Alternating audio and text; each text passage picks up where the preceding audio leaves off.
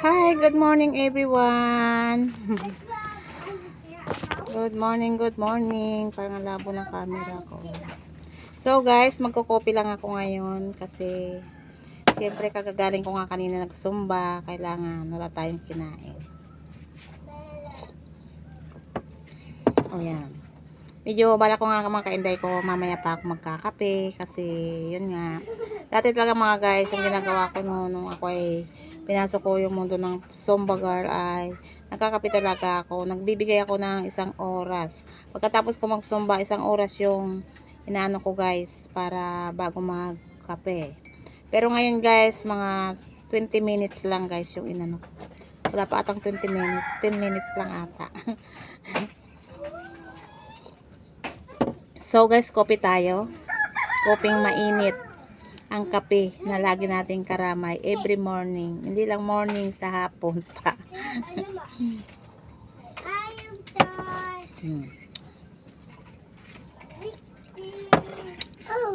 So, yun guys, kapag kayo nagsumba guys, ito lang ang gawin nyo.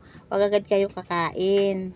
Kaya gusto naman nyo magkape, yun lang muna. Wala munang kain-kain ba. Kung gusto nyo talaga ma-maintain yung sexy ng katawan nyo. Charot! Sexy talaga, di ba?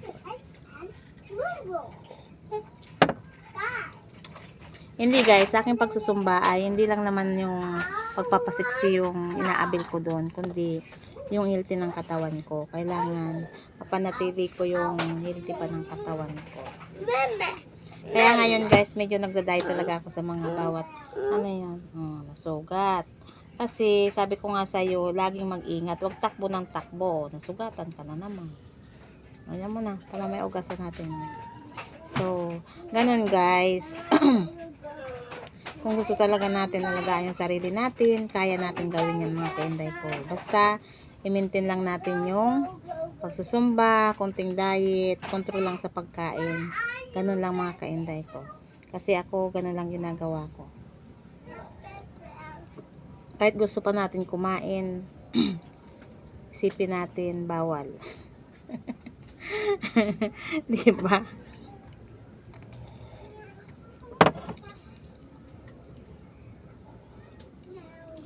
Sarap ng kape. Kopi na kayo dyan mga kainday ko, sabayan nyo na ako. Okay mga kainday ko, babayo. Ako maikli lang yung aking video ngayon. Bye-bye. Ingat-ingat mga kainday ko. At kopi na kayo. Koping forever. Boo!